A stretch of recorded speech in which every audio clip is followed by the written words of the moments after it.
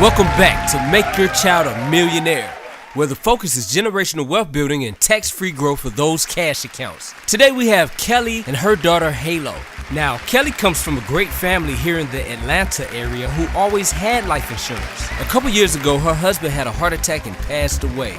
Kelly's on her own now, taking care of their 11-year-old daughter, Halo, and wanted to begin a permanent life policy that her little girl could borrow against for major purchases at different points in her life, to recapture that interest when she pays it back to herself. Kelly knew that through proper planning, she could finance wealth and make her daughter a millionaire. Now, this is a wise concept that some parents nowadays are using for their children's financial future. So, this is not a secret. She's here to play millionaire, and she's planning to get $1 million in her child's pocket. Now, here are the rules of the game. A child can only have half as much coverage as their parents does, so Kelly doesn't smoke tobacco, and she's in standard health. So the option we found her was a 30-year, $250,000 term policy for around $35 a month to pay off her house in the event of her passing. And she says she wants to start putting away $100 a month into her daughter's policy. Now, since Halo is a minor, Kelly's the actual owner of the policy, and she can borrow against it or make withdrawals if needed. When a child comes of age to maintain the policy on her own, or if her mother passes away, the child or guardian will then become the new owner administrator of the policy. Since the policy was purchased while the child was so young, in this case 11 years old, her monthly premium is locked in at $100 for the entire payment period, even at times when her friends are paying hundreds of dollars a month for the same coverage. With this product, she has flexible payments, so if the finances ever went through a down period, she can let the insurance know that she needs to skip a few payments as long as she doesn't owe more than what's in the policy and make it up later.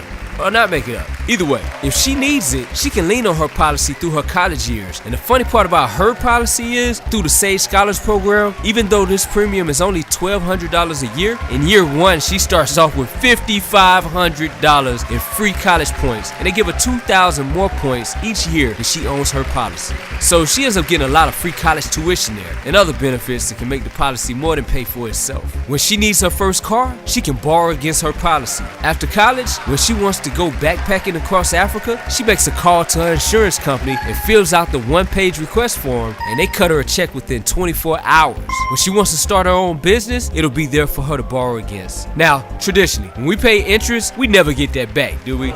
In the first 10 years of this scenario, there's a 5% interest rate, and when she pays the money back into her policy, it just adds on to her cash account balance. Now, paying that interest back to herself just supercharges her cash account. And after year 10, the interest rate plummets to 0%, and she can pay it back or not pay it back. Either way, she's a winner. Now, at age 31, they tucked a total of $24,000 away for Halo, and the cash account has grown to $38,000.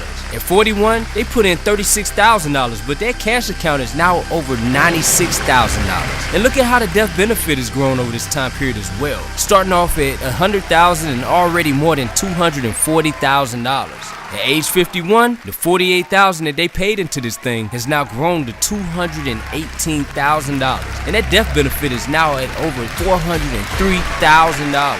And when she gets ready for retirement at age 65, the payment period ends, and even though they put in $64,800 over her entire lifetime, that cash account is now at $637,000, and this lucky girl has over $777,000 in death benefit. So, at $1,200 that they're putting away each year until she's age 65, that's a total premium paid of $64,800. They thought it made the most sense to stop making the premium payments at age 65 because what happens at 65? Most people want to enjoy their retirement around that age. That's when her policy starts paying her through tax-free, interest-free loans. And when she cuts on the cash, even though they put in a total of $64,000, at age 66, that first year that she starts getting her policy loans, she gets $61,670, tax-free money, and another $61,000 policy loan every year afterwards until she's 120 years old, for a total of $3.3 million in tax-free money from a $65,000 investment. Now, all these cash accounts that you're seeing are illustrated at 7%. Over the last 40 years, these policies across the board with all the carriers combined average just shy of 8%. When we designed these, we stress test them at just over 4%. Now, the S&P doesn't do 4%. Can't think of any period of time that it consistently did do 4%, but our typical firm stance is that we won't sell a policy that can't survive 30 consecutive years at 4%. Hardly any other firm does that. The carrier on this particular one, over the last 10 years, their policies have performed around 8.8%. So, now I'm asking you in the studio audience, if money wasn't an object, which of these options would you hate the most? 1. Save that budget. Get the 30-year term coverage on herself for $250,000 and put a $25,000 child term rider on her daughter for another $10 a month. 2. Get the 30-year term product for $250,000 in coverage for herself and put the $100 a month permanent policy on her daughter to make her a millionaire. 3. See how much she could start putting away into her own permanent policy on herself and get her daughter the $100 a month permanent policy to grow both those cash accounts. And don't forget, she could always do nothing and hope nothing happens. I know. Well, we can't wait to see what you think would probably be the best thing to do next. And if you can see yourself doing something like this, I think we're going to be able to help you too. You've been playing Make Your Child a Millionaire.